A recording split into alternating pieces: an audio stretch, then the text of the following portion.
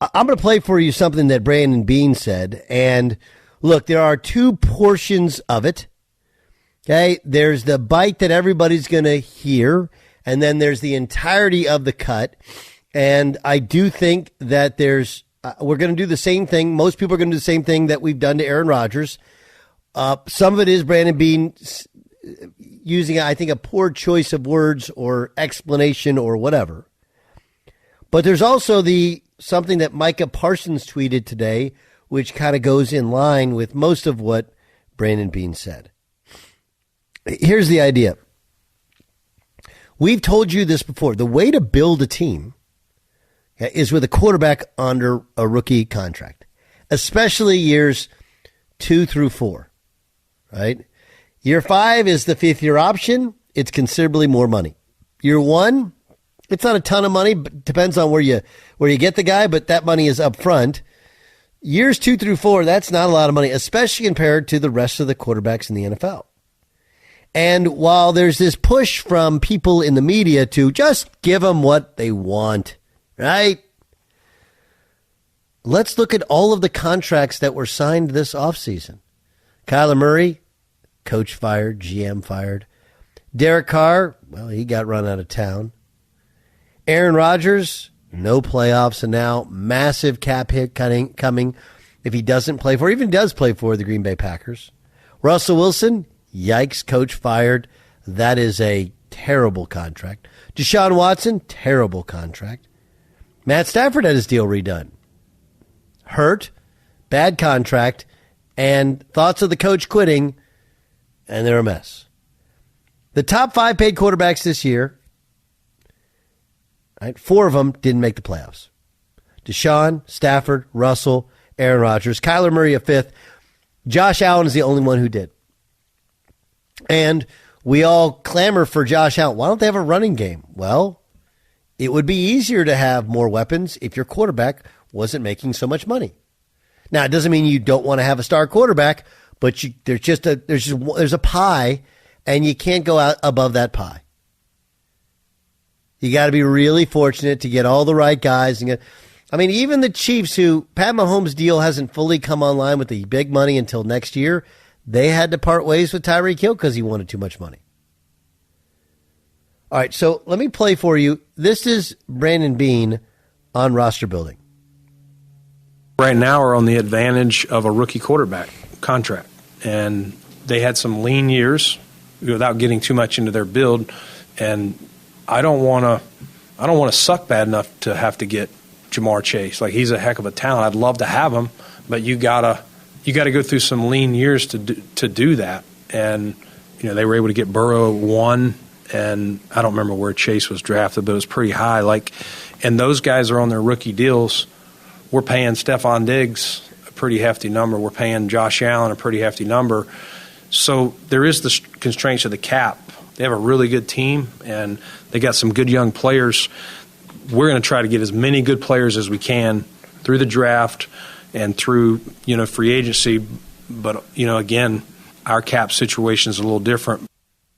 Okay, so let's call it like it is. Okay, he's not wrong. Their second year in Buffalo, they were 6-10. That was Josh Allen's first year. That was coming off of losing the wild card. 6-10 was third out of fourth place, so it wasn't like they completely tanked, as opposed to the Bengals, who for a couple years were the worst team in the NFL. He's not wrong.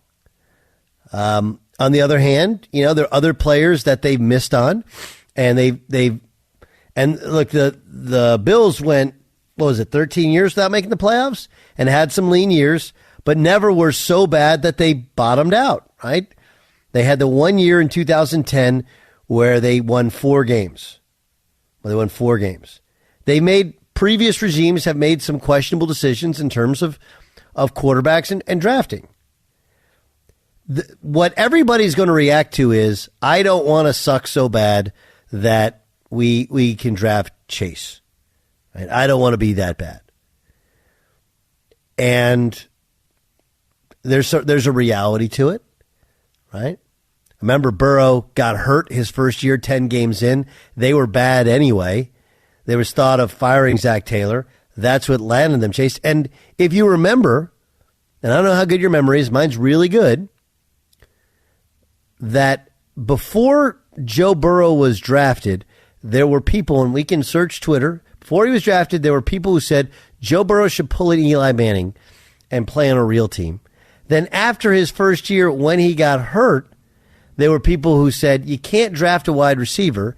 You got to draft an offensive lineman. You got to find a way to protect Joe Burrow. They didn't. Now, they did go about fixing the offensive line even this past offseason, and now they're dealing with backups, and it hasn't been great. But the point is that he's not wrong. But everybody's going to react to what he said. I don't want to be so bad that we could draft Chase. Now, part of it is he's saying how good Chase actually is, and he's a great player. But it's also the reality to the salary cap. We have this thing as fans, as media members, that we think if a player doesn't get absolute top dollar, somehow the owner and the GM are putting that money in their pocket. They're not. They got to spread it around. They got to find ways to be creative and build a team.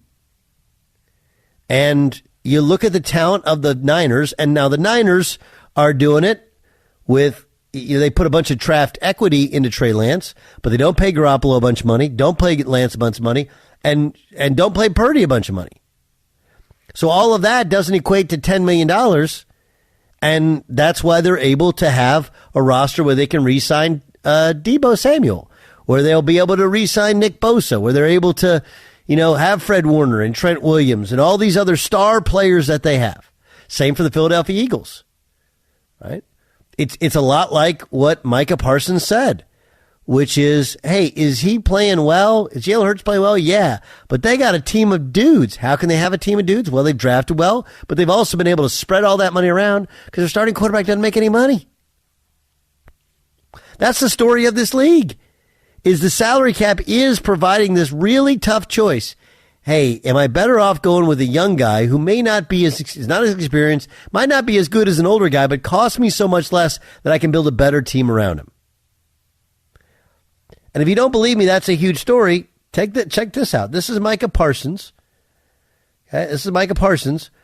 He quote tweeted that story from Brandon Beane, writing, quote, besides Mahomes, every Final Four QB is on a rookie deal and surrounded by talent. Interesting take. In other words, like, he's sitting there and it does feel personal. He's a member of the Cowboys. Dak is not on a minimum deal. He's on his second deal. It's a big money 4-year guaranteed contract. And you ask why they don't have a number 2 wide receiver. You can't pay everybody. You just can't. Somebody's going to fall by the wayside, and Amari Cooper is the guy who fell by the wayside. Here's Aaron Rodgers talking to Pat McAfee about his salary number next season. I don't think there'd be a scenario where I'd come back and that would be the number. I think it would definitely things would have to shift.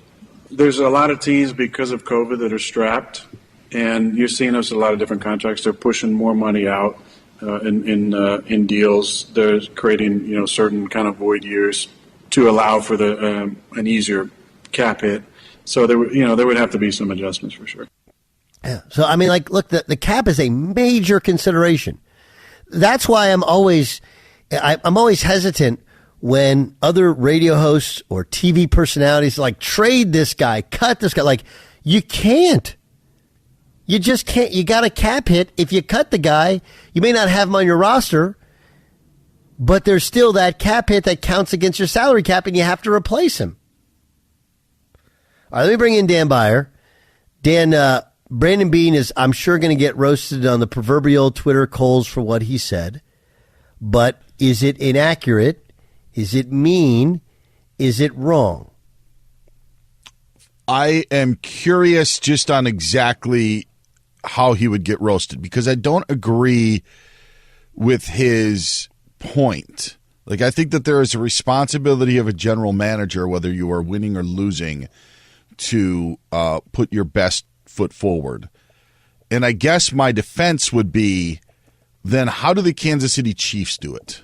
Then how are the Chiefs able to completely revamp their offense with really only two faces that we can remember from 3 or 4 years ago to be able to do that. Like they made the difficult decision to not pay Tyreek Hill, and we're still able to do it. Like that would be, I guess, my comeback to Brandon Beane in saying, well, yeah, you are paying Stephon Diggs. Now, are you saying that the Stephon Diggs contract is more of a hindrance than a benefit? Because that's almost how I kind of took it when you start naming names of contracts. Right. And so that's what because obviously you're going to pay Josh Allen. And now that it hasn't worked out, you're like, oh, hindsight 2020. We gave Stephon Diggs this money, and now it hasn't worked out, and now we have to pay him, and now you're wondering why we haven't advanced as far. Like that's like what I would say to Brandon Beane, and why I don't necessarily love his comments the way that he did. I'm sure Cincinnati takes it personal, but I just look at it as like all these GMs have jobs to do, and he hasn't figured out a way to make it work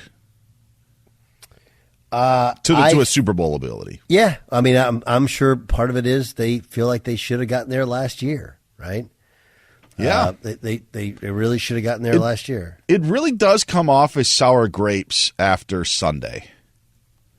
Like it does. Like you got home field advantage, you got the perfect Buffalo weather, and you couldn't win the game. I think that's the only thing that matters. Yes, and by the way, he is not wrong in the essence of Cincinnati's going to find out real quick on what life is like in, I guess, Brandon Beane's real NFL, because there is a decision that's going to have to be made about T. Higgins this offseason. Sure. Right. And so now all of a sudden, now you're kind of starting to get that, like, you can't, Chase and Burrow were amazing. There are other top 5 picks and top 1 picks that have not turned out as well. So they've been able to hit on those. But this melancholy world of the Cincinnati Bengals is now about, the clock is ticking on that, as now there are contract decisions that they're going to have to make. But, yeah, it just sounds like sour grapes to me. Jay Stu, what do you think? Yeah, that's the kind of, I think that what I said to you today was, I think it's a bad look since you just got your asses kicked by them 3 days ago to go into excuse making. And if these weren't issues that Brandon Beane didn't create himself, that would be one thing. But he chose to give the money to Von Miller. He chose to pay Josh Allen early.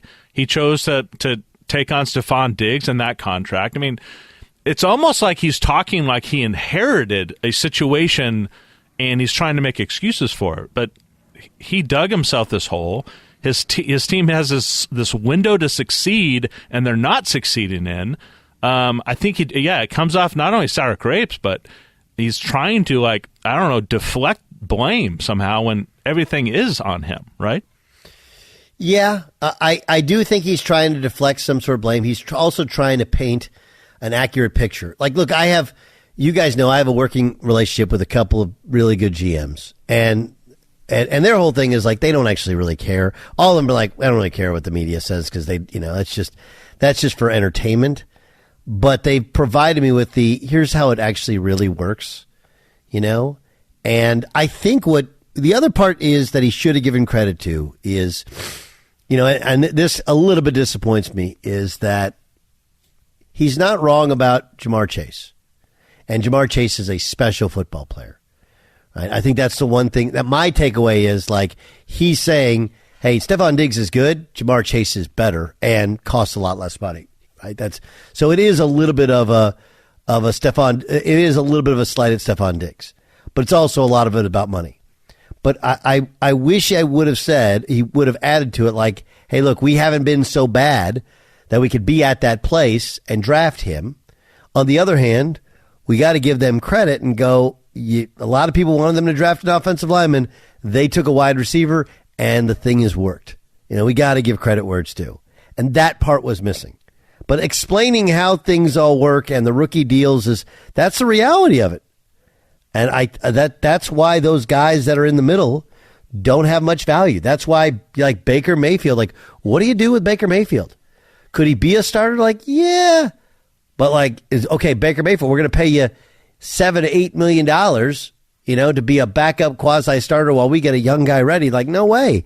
I'm set to make all that. It's kind of there's no real middle class in quarterbacks. And that's what people are going to discover very, very quickly. It's a fascinating world. And it's also a buyer beware in the Lamar Jackson. That's a big question this offseason. How much money will you give Lamar Jackson? And, if you have a ready-made team, like Tampa was a ready-made team, maybe then it works. But I don't know if a ready-made team is out there for Lamar Jackson to join. It's a fabulous discussion, and I appreciate your input there, Dan.